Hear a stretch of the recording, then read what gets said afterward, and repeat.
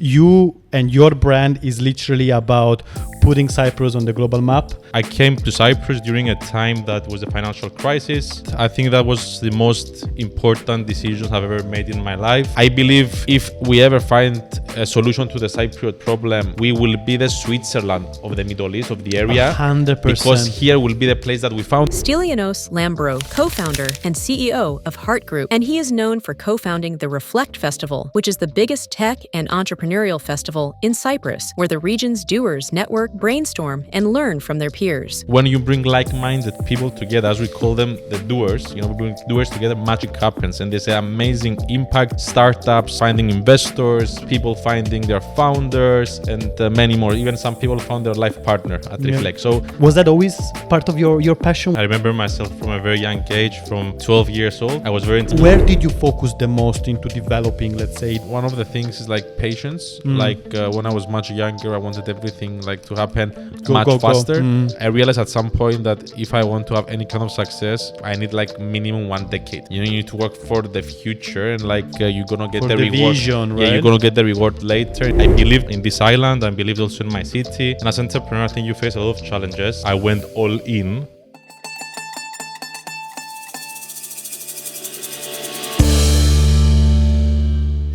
Hello. Welcome to another episode of Made in Cyprus, big entrepreneurial journeys from a tiny island. And today we have someone very, very special, Stylianos Lambrou. Hi, Martin. How you doing, man? Very good. You? Yeah, all good. I have to say you are one of the person that I admire the most on the island, because you and your brand is literally about putting Cyprus on the global map with everything that you have done since early age, since your decision to coming back to Cyprus when it was not cool, and we can go into that. Believing in Reflect during COVID, after COVID, everything that you do with the Heart Group and the listed buildings. So you are one of those few people in Cyprus that is really consistent and really aligned also with the vision of Made in Cyprus, the podcast, right? So put this tiny Mitsia Larotsi island on the global map. Was that always part of your passion? Was that always your fire? Thanks for your kind words. I think I couldn't do this by myself. You need a team, you need a community, your family, your support circle. And as an entrepreneur, I think you face a lot of challenges. And I remember myself from a very young age, from 12 years old. I was very entrepreneurial and I was really creative. And I believe entrepreneurs are the most creative people in the world. I think we are artists. Also, as a brand expert, you know really well that you create things and you create products. And these kind of products, I consider them as piece of art that are not only to be admired, but also you're using it every day. You can create a lot of impact. And this is what entrepreneurship can do, really. They create this impact to millions of lives and millions of people. I want to know more about what took you back, because you could have very well never come back to Cyprus, right?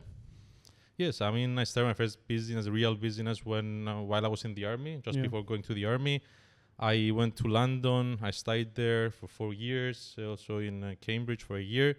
And I had this dilemma to come back or stay in the UK.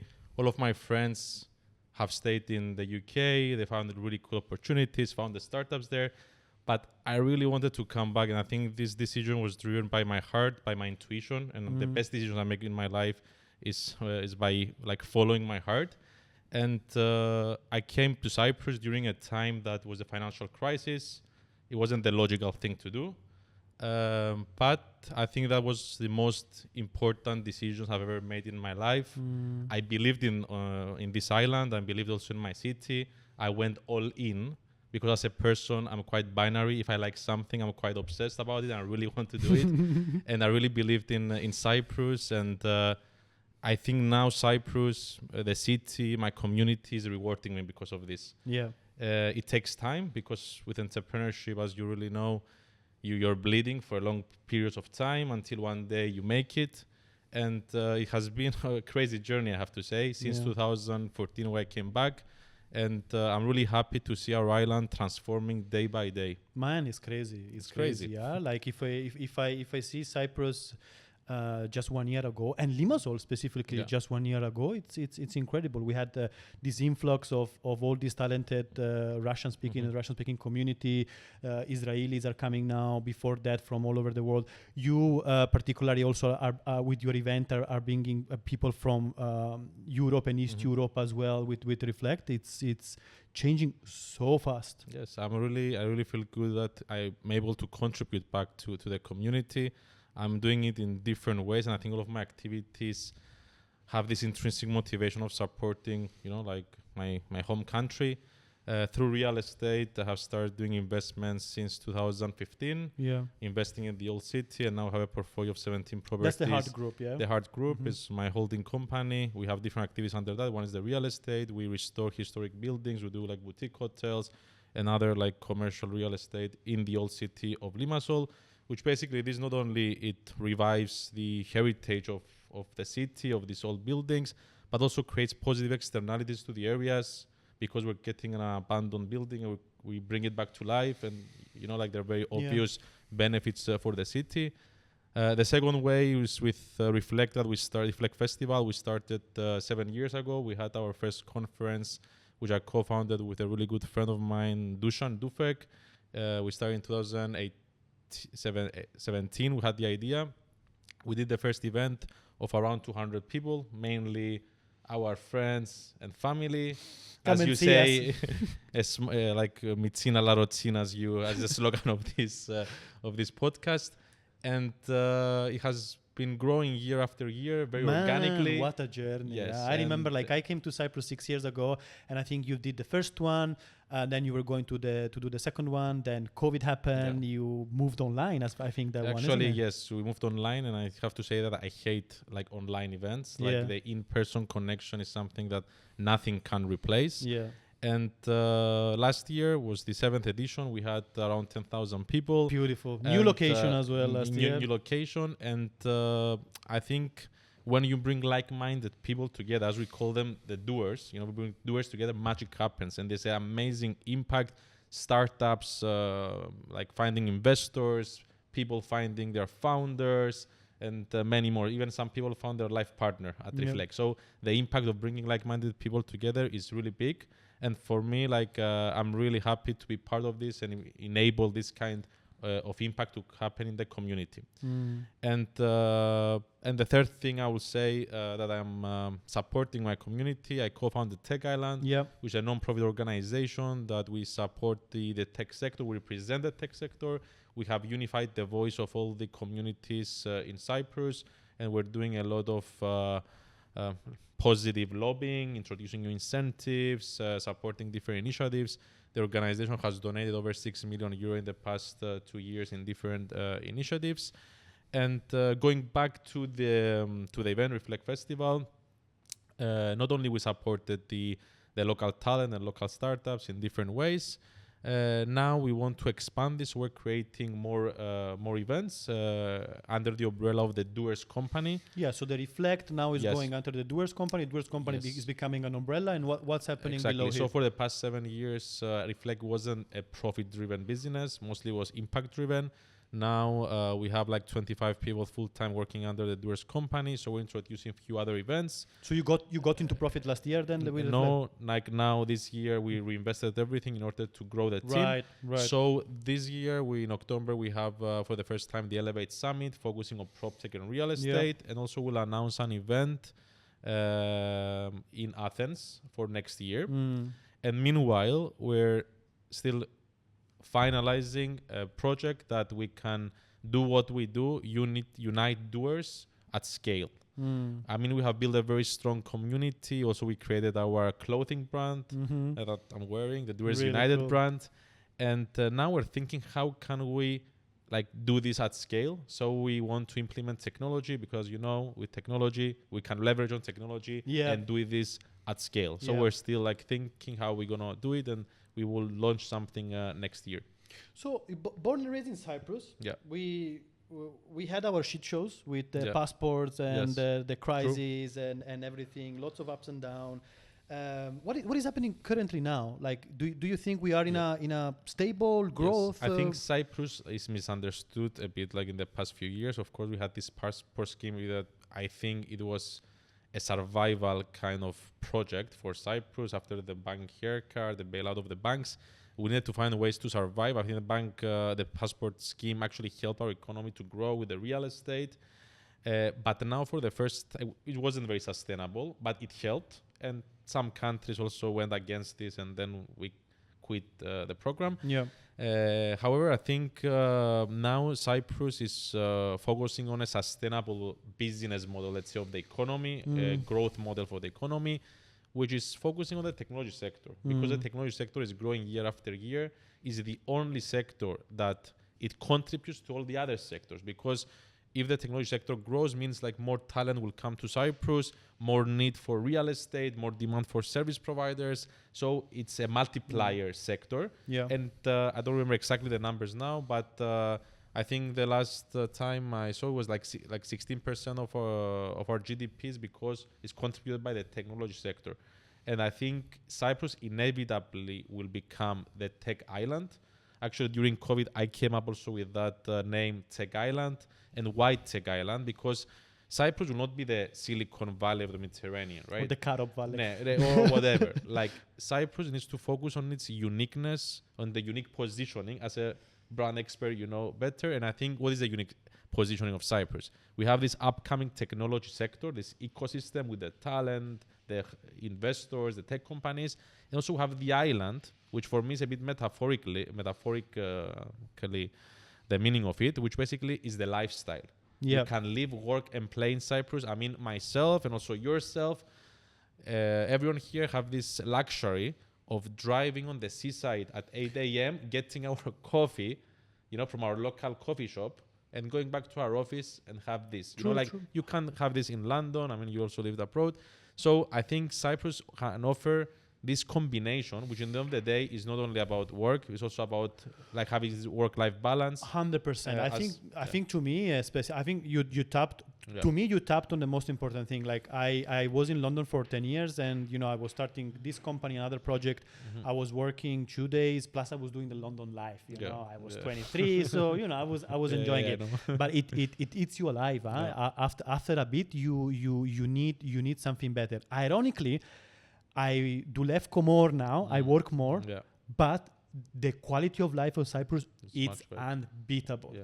Going back to what you said, I mean about the work, we're living in a society like that. You need to produce like hustle. Yeah, but if you're not busy, you're feeling guilty. Yes, almost but sometimes. Actually, I have a different philosophy on that. I believe in less input, more output. 100%. How can you achieve this? How can you do things in 1 month that other people could do it in a year? For me, like this is the philosophy, and I think, okay, with technology, or like let's get an example. For example, to send a letter, let's say, 30 years ago, you had to write the letter, you send it, wait for 10 days, and then the person you send the letter will receive the letter. Now, like on WhatsApp, you can send the message. So technology enables us to have this less input, more output.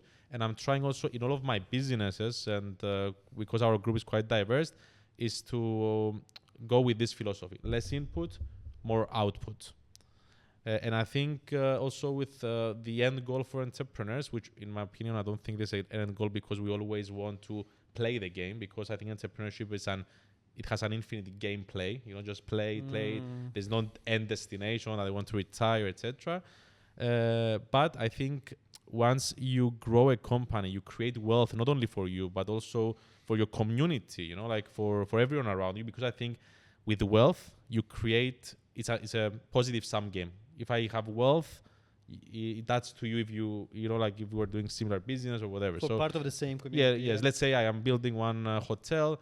You have an abandoned building next to me. Immediately, your building gets value, right? So we're not competing. We're not like, I don't know, like football that I need to win and you need to lose, right? So I think this is a positive sum game, like with entrepreneurship and building wealth. And when you build wealth, then it's much easier. With less input, you get more output because the wealth creates more wealth and saves more time. So this is kind of my philosophy. I love that, but like me and you grew up in an analogical time, right? Yeah. So I think we had analogical childhoods, and we kind of dial-up knew, connection and all this. we kind of knew what it meant to be unconnected. Now the people that come into the work or the workforce into our teams, they're digital first babies, right? And I see that it's challenging to be focused. Did you notice that like technology made instant information available, and going back to your input output, a lots of inputs available as well. So it's really challenging sometimes to channel and be focused. Have you found a way? I remember when I was studying, something I remember from studies is I don't know if I can pronounce it correctly, but it's how technology became ambiguous. I don't know if it's the right term, ambiguous. So it means that it became invisible. So I think technology, actually, I think it helps us to have this less input, like more output, because even like, I don't know, like you don't notice that technology is around you, like, and everything, like, and what it, and how we need to understand, how do we define technology? How do you define technology, Martin? What's technology? I think for to you? me it's an enabler that makes our life simpler somehow. Like the perfect example of sending the mail and now doing it with WhatsApp, right? So it's instant connection to people, or making a job much faster, much simpler. To answer the question you asked me, I wanted to define technology, because for me technology has a bit of a different meaning. Like thousands of years ago, like fire was a technology. It was something you enable us to do things, and then it became something normal, right? Or for example, cars. At some point, cars used to be technology. Now cars is not technology. Now what technology is AI. So it's technology is something that hasn't been mainstream yet, you know, and everything else is actually part of our lives now. If we like it or not, it's part of our lives. And when we talk about technology, we need to focus about something that it still haven't crossed that chasm, let's say, that chasm. So this is how I define technology. I think obviously something constantly evolving. Something constantly evolving. I mean, for me, this is the definition of technology. I'm a big believer. I'm one of the people that I believe technology will bring much more good in the world than bad things. Like simple things that, like using my delivery app in order to order food, and I can get food made by a chef, like in I don't know, like in 10 minutes. That's amazing. It saves me like time. Which in Cyprus is, I think, is one of the concepts that has always been. And I remember since I moved here, even 6 years ago, when there was only foodie, you could order a cup of espresso on the go. And I remember, like, we had in the old office, we had the psistaria literally on the other side of the office, but because it was too hot in the summer, you were just ordering and coming to you. It's fascinating. Exactly. It was always really connected. So we spoke a lot about the good stuff and the things that we have and the future of the tech island. Allah, what are we missing, do you think, to get us there? It's a process, I understand, but what do you think are the pillars we should focus the most? We're missing a few things, and I mean, infrastructure is something really important in order to welcome more people, because I think Cyprus needs more people. We're like a very small island with less than 1 million people. It can support more people, because the more people you have, the more consumers you have, the bigger the economy will be. I mean, simple economics, basic economics, basic economics. So we need to attract all new people to the island. I think Cyprus is becoming very inclusive country. I believe if we ever find a solution to the Cypriot problem, we will be the Switzerland of the Middle East, of the area. 100%. Because here will be the place that we found this solution. We will be very inclusive, and I think Cyprus should go to its direction, especially now with the turmoil in the Middle East. We're missing a lot of things. I believe I will focus only on specific things. I don't want to talk about infrastructure and schools. One thing that we need to cultivate is mindset. Mindset is really important, like of the locals and the people who live here, and culture, which we have very rich culture, but I will focus on entrepreneurial culture, on being able to encourage failure, like in the US. That's why it's the most entrepreneurial country in the world. And always we promote that we need more. In the past, we needed more accountants and all this, but now this is not true.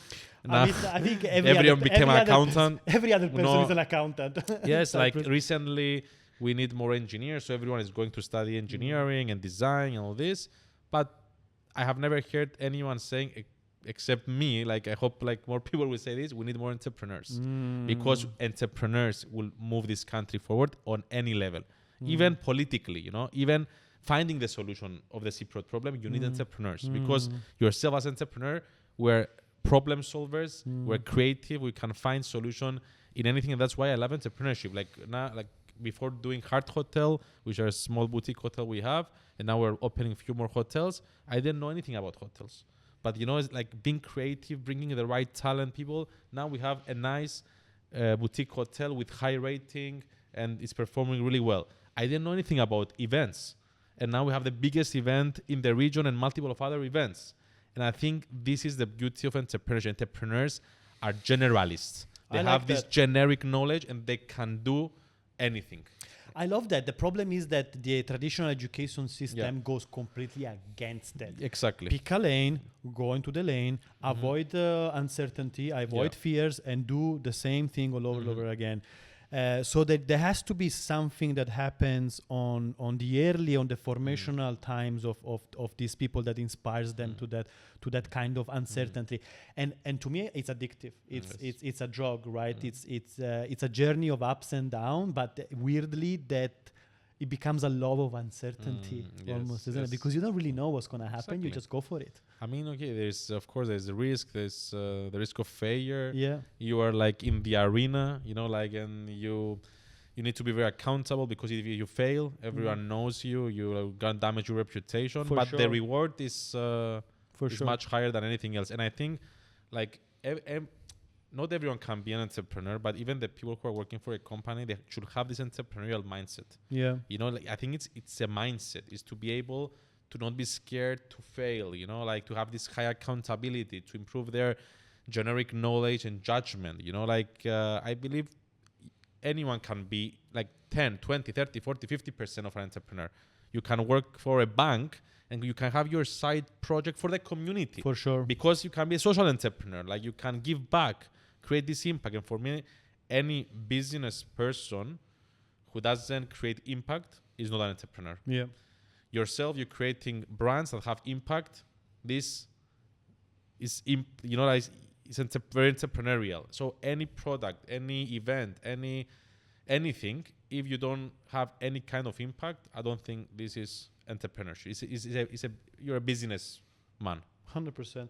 And in your personal development journey, because as you said before, entrepreneurs are this constant evolving creature. What was the thing that you had to work the most because originally you had the least? Was it about the business? Was it about the extrovert and networking? Where did you focus the most into developing, let's say, that yes, I think one of the things is like patience. Like when I was much younger, I wanted everything like to happen much faster. And like I realized at some point that if I want to have any kind of success, like I need like minimum 1 decade. You know, you need to work for the future, and like you're gonna get the reward. Vision, right? Yeah, you're gonna get the reward later. It's fine if you don't get it today. You need to do a lot of sacrifices. But I think I'm improving every single day. I'm failing like constantly, also on my daily life, on work. I become very aware sometimes. I say, fuck you know, like wow, like I need to do this differently. And I think the way to learn new skills is by iteration. You know, like I think you should, when you do something and it doesn't work, and then you try to do it in different way, and then you finally find the right way to do it, you know? So all these small failures actually are the lessons that can lead you to master like anything. For me, I'm interested in many different like subjects. I think by learning the basics of many things, you can become a better entrepreneur. So I have to say that I know the basics of accounting, basics of legal, basics of architecture. And by being creative and having this entrepreneurial like mindset, you can even solve the problem to the architect. Because the architect is like, the best architects are the entrepreneurial architects. Yeah. The best accountants are the entrepreneurial accountants, are the people who see beyond that specific problem, you know? Yeah. And I'm trying to improve my judgment on a daily basis. Also, sometimes I think during this journey, especially in the beginning, it becomes more lonely, not by choice. I think as you become more experienced, more successful, it becomes more lonely by choice. So are more selective with the people you surround yourself, etc. But yeah, like going back to the question, I think it's an ongoing evolvement. I think you constantly improve, and the lesson I will say that my biggest, let's say, like improvement is that I want to do more searching in general than going into something. When I was younger, I was let's go, but now it's better to find, that's a good idea, I will go all in, because it's not about just doing, because you can hustle, you can get the lessons, but something will fail. Let's say a startup, you have this idea, you focus on that, and you put like so much effort, and it's okay, and you fail. But as you grow older, I think you focus you choose your battles, because entrepreneurial battles are not easy. I love that. Yeah. I love that. I think you said quite a few interesting things, but I think what you said at the end of like choosing well your battle, it's like the art of war, right? The best battle is no battle at all in a way, isn't it? To knowing what to do. But also what you said interesting was about the concept of loneliness, and it's really interesting because although we build team, we build communities, we build different several businesses, because you have a few, I have two as well. At the end of the story, the weight of the responsibility goes always back on your shoulders, isn't it? When things goes well, it's because of the team, right? Thanks to the team. When things go to shit, it's because of you. And it hurts. Actually, there's one thing called the fundamental attribution error, if I'm not mistaken, which basically when you're successful, people will say, like Martin's successful, I don't know, because he had a very good partner. Yeah. Like something external from you. You're justifying it, right? If like you fail, they say Martin was never good in like whatever. So it's always like this. It's part of the psychology, and especially, like a lot of stones are thrown towards entrepreneurs all the time. It's true. Yeah. It's true, and also people are biased towards seeing the tip of the iceberg. Apple, for example, right? From a brand perspective, everyone loves Apple. Everyone knows Apple. Everyone mention Apple as the most successful company, but they don't remember that they had 20 years of struggles. They fired Steve Jobs. They hired them back. They almost failed. They almost went bankrupt. People always remember when you make it. I mean, I think the founder of Dropbox, what he said is that you just need to make it once. That's the so it needs a different set of skills to be able to fail, go back, fail, go back, and interestingly as well that concept of focusing on something and giving it your all, while remaining a generalist in a way of information. Yes, I think also something that helped me during this journey is something in the past year I got into it, and actually this philosophy was founded in Cyprus, and we don't even promote it, is the philosophy of Stoicism, which was founded by Zenon of Kitium from Larnaca.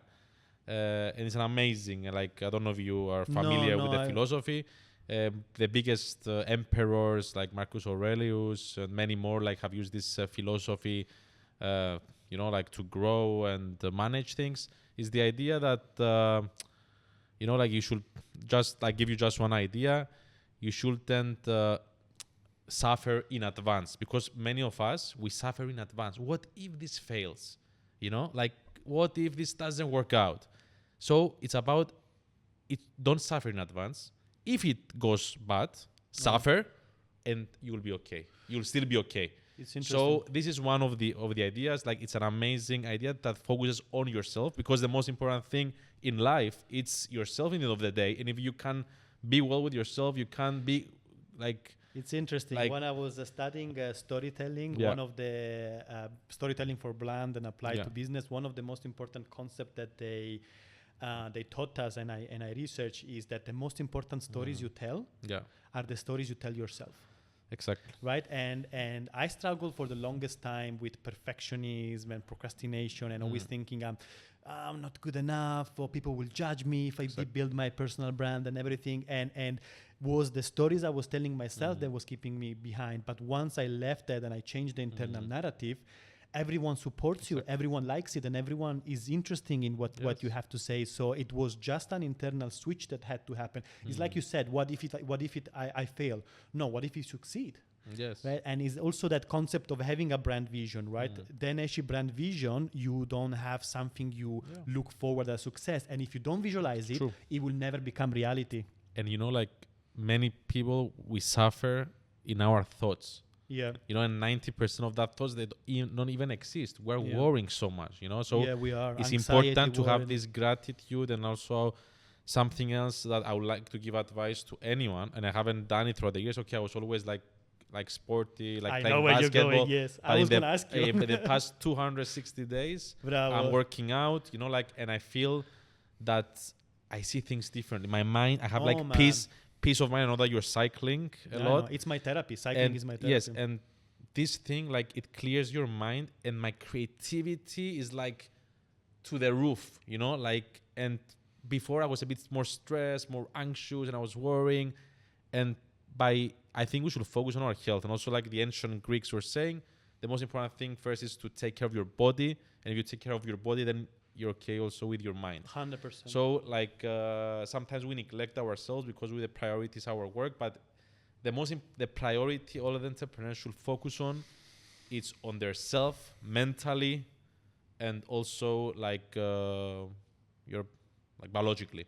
Yeah. So I think it's a really important concept because entrepreneurs, like as you were saying before about impact, right? So impacting other people's life, generating impact for others. But the reality is, if you cannot generate impact for yourself first, if you cannot help yourself first, you cannot help others. Exactly. And I had a similar journey as well. Last 6 years that I moved into Cyprus, I'm really active, CrossFit and cycling. And cycling is the time where I don't have device. I always cycle alone, especially in the winter when the sky is blue and the greenery is very green. It's just, even on the eyes, it's beautiful. But it's actually psychological proven that the color blue of the sky and the color blue of the sea and the green actually helps you calms you down. Calm. But also we were born in water. So by the proximity of the water, that gives us also that primitive relaxation. All civilization also were near the water as well. So even just by going on the sea, looking at the sea, and gives you and it's proven that it unleashes the creativity. If you sit on a chair and stare on a wall or on a screen and you think, I'm gonna be creative, the last thing that you will be is creative. That's true. And I'm quite pissed and angry because the society doesn't encourage these things. It does not. For example, I in my bathroom at home, I install steam bath, which is quite affordable, I would say. Every house should have this because the long-term effects of using the steam bath are amazing. Japanese, they have the Japanese garden, right? So they open the whole living room space opens, and you look at this beautiful garden, and there is nothing to do in that garden. There is sound of the water. There is beautiful greenery. They sit there and they enjoy. There are very simple things you can improve your lifestyle, your life, the quality of life, and we're not doing. I mean, we grew up with all this intake of sugar and all these things that I mean, now the good thing is that the world is changing. We have more access to information. Yeah. And I think one of the things I'm very fascinating is where longevity is going, and I think our lives will be improved. I see people in their 60s and they don't look old anymore, they look like they're much, much younger. And I see, and I think this is really important for anyone, whatever you're doing is really important to take care of yourself. You have a routine then for that specifically? Yes, I'm doing 5 times a week. I'm doing weightlifting. Yeah. I'm using hot and cold exposure quite often in the past a few weeks. And I'm trying to, I don't have any sugar, and also I try to limit alcohol. In Cyprus, it's very difficult because you need to cheers every now and then. But yes, I think there's simple things you can do that you can improve the quality of life that will lead to more to higher productivity and more creativity. I think, yes, and sleep is really important. We underestimate the power of sleep. So I'm trying to sleep for 8 hours a day, and sometimes I'm trying to not use an alarm clock so I can biologically. Yeah, really cool. And I'm really fascinated about this, and I think some point of my life I want to invest in this kind of sector. I'm Going really into fascinated. health. I'm really enjoying it. Have you ever thought about going into education, like or coaching or mentoring? Because Myself, no, helping others, right? Helping other young entrepreneurs. For me, like I think the activities we're doing, it's even like participating in this podcast. Yeah. You're transferring some of the experiences, For sure. but of course, whatever I'm saying, I have also my own biases. But I think this is part of like supporting others at scale. Let's say.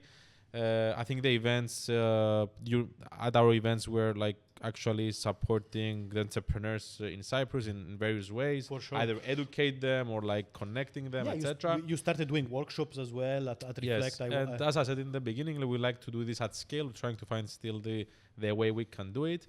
For me, like something that I'm really also excited, it's making this country one of the best countries in the world, because we're a small country, and actually the fact that we're small, that's why we can become one of the best countries in the world. I mean, Cyprus has one of the highest literacy rates in the world. Like I think Cypriots, we don't realize the potential of Cyprus. We don't. Like, like the story of Singapore, let's not go into that, but Cyprus can become like a really unique like place that other countries cannot offer what Cyprus can offer. And in my lifetime, I want to contribute in a way that can make Cyprus in the best countries in the world, because I really believe in that. And if I said this 10 years ago when I came, everyone was like making fun of me, and now we have seen tremendous like growth, not growth in the buildings and the infrastructure, but also growth in intellectual capital. I mean, the people who are here and they're contributing, are building, like unicorns from Cyprus. And I'm very grateful that I'm close to all these founders and I see their progress. Yes, and this is one of my dreams, is to make Cyprus one of the best countries in the world. I'm with you, and this podcast is all about promoting these people. And you're absolutely right. We do not realize the potential of Cyprus, because let's put it into context. Like it's a small island, but it's half of that small island. Yes. And we have 4 major cities, let's say, and the entirety of Cyprus, even if the problem of Cyprus is solved, it's still smaller than the region in Italy I grew up. Crazy. Yeah. Like let's put the size into context and to understand. And we are part of the European, and we are a country. Yes, right? The thing is, like nowadays with technology, like size doesn't really matter, because you can build something that can serve 100 million people from Cyprus, right? Using technology. I mean, we don't have borders anymore. That's why I think we can export technology. Halloumi and olive oil, not very scalable. So we need to export technology from Cyprus. And I think we have amazing like minds. We have a lot of brain drain as well in the UK and other countries. But I think like we can build amazing like companies and technology from Cyprus. The problem with Cyprus, because we need to also highlight the problem, I don't believe there is meritocracy. They don't give merit to entrepreneurs. And I see this. You're talking on a political level? On any level. I give you an example. How is possible like to try to restore a historic building in the old city, and you need 5 years of waiting time to get the planning permission? I was going to ask you, there are tons of incredible buildings, completely rotten. Is the fault of the government? Because I know, like as myself, I'm waiting now, like planning permissions for over 5 projects. I'm ready to like renovate them immediately, and there are these like delays for no reason. So this is not meritocracy. Actually, if you want to invest and improve a building, you should. I don't get it. You should give merit, and actually, I think also you should penalize if you have a listed building and it's abandoned. There, like, and it's like So the Cypriot, I think maybe globally, but I'm not sure about every country, but I'll say about Cyprus with certainty, the government and the system is 100% broken. And I think we need change. I think the government, we don't need like a politician to run the country. Okay, like we need someone who's a CEO. It needs to be run as an organization. A working CEO. Yes, a working CEO. I mean, someone who He's also like intrinsically motivated. He doesn't care about like, I don't know, like making money out of like being president or something. But also the fact that you can't fire anyone in the government. Imagine your company that you couldn't fire anyone, right? So I agree, and there is also the massive problem of the public sector being very big, very heavy, very expensive to maintain. But again, it's connected to the politician. Yes. No sane politician will ever cut the public sector because that's Exactly. too many votes.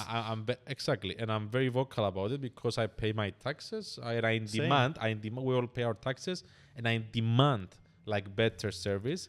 And I think, I mean, also we've seen what happened with Phidias, a YouTuber who got like elected. People are, I don't know, they're upset with the current political scene of Cyprus. What's your opinion on Phidias? For me, like, I'll say I respect the fact that he ran, like, and he broke the system. He broke the system, and he have proven something. And I believe that maybe if I had to like tell you about now, I will tell you about like 2 years from now.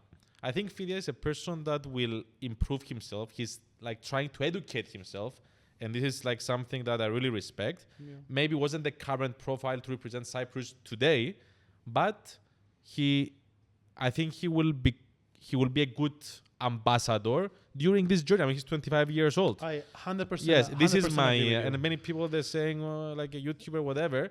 But to be honest, I get more value from Phidias at this point than any politician that represents us in Europe, because at least he has one trait that no one else has: transparency. I know every single day what he's doing. He shows me how he spends the money, like everything, right? I agree. So transparency, I think, is the number one thing of any politician, and is the only one who actually can promote it at scale and be transparent of his actions. And yeah, I agree fully with you. I think like his content, don't like his content, like his brand, don't like his brand, like his personality, don't like his personality. Phidias broke the system.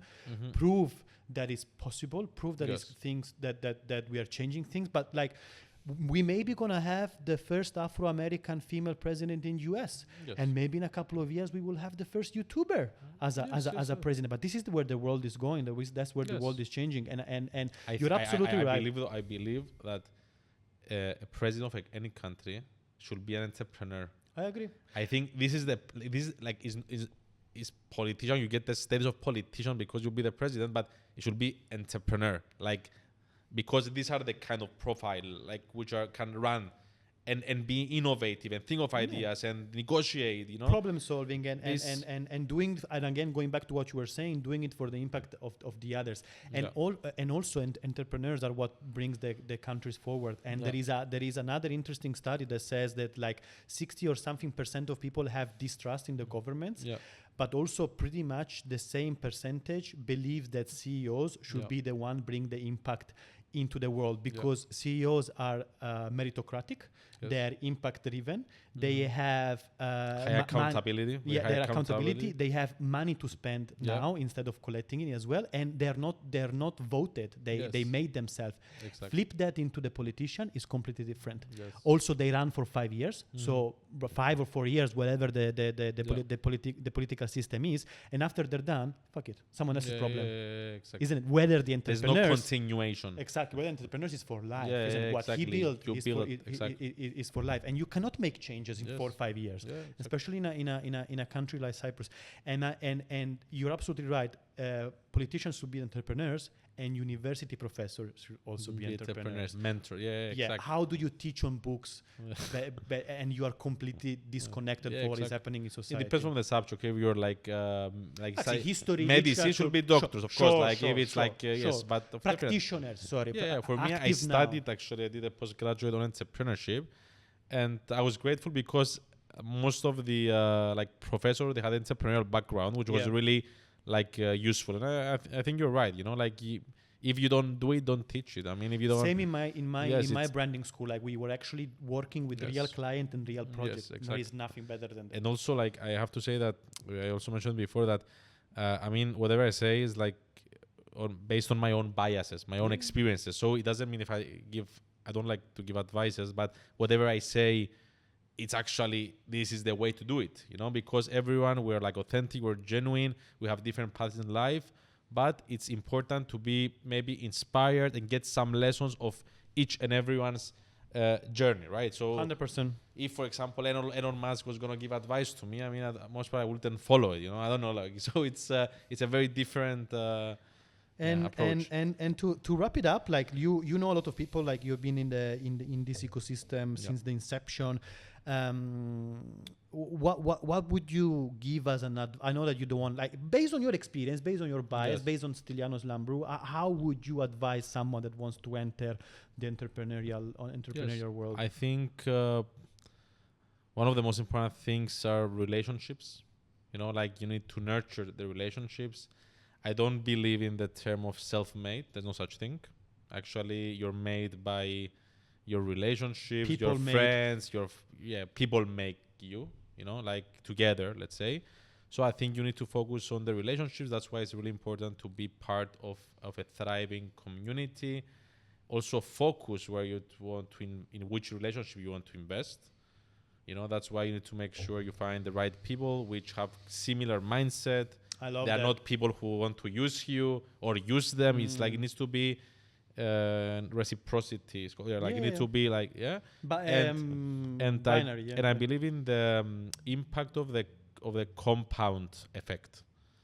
Because I have people that I know for 8 years, we made a deal together. 8 years later, that we wouldn't even expect the size of the deal, right? So some people, let's hang out, let's make a deal in 1 year, whatever. It's all about showing up, it's about building this relationship. And in business, the person that you know for 8 years, he might introduce you to your future investors in 8 years. So these relationships, they have like compound effect. And me personally, I don't start any relationship if I don't see that person being in my life in the next 50 years. Or like a relationship, or like, romantic relationship, or anything, or friendship. You need to see that, that person I see in my life in the next 50 years has the right values, the right mindset, that we can collaborate and we can build something good. And it's okay, and you shouldn't feel bad to walk away from situations and people that they don't like match with our vibes. Be and selective. energy. Connect with people. Be interesting. Is offline still the best way to do that? The best one. Like I think, I think it's then the best way, and that's why we're thinking of different ways to bring more people together. I think it's as humans, it's in our nature to meet online. And also from a business perspective, right? Yes, shaking hands, having a beer together. The future of matchmaking in business, even in dating, will be offline. I think in the future, let's say Tinder, now you're just like on the app, you're matching. In the future, we'll use your data and tell you, Martin, go to that bar tonight. You go to that bar and you have this wow moment with that person, or we have like 5 candidates there, like good matches for you, and you have it in real life. I don't believe, I think everything will move. Technology will become invisible and will lead you to the right direction for the face-to-face interaction. I think this is the future of networking. No, I agree. I think especially in Cyprus, even more. I think you need to meet the people face-to-face. And I think Eman Poul is the founder of Sigma, which we had in this episode as well. He said they created an environment where people can have fun together first, meet themselves together first, and then do business after. Yeah, exactly. This is the... Bro, ευχαριστώ πάρα πολύ for your time. I know that you're super busy. Keep doing you. Go Doers. Thanks for doing this podcast. Thank you very made much. In Cyprus, you promote the island. Thank you very much. And you'll see more things that will be made in Cyprus. It's happening. It's happening. Thank you very Martin. much. Thank you. Bye. Thank you guys. See you next time.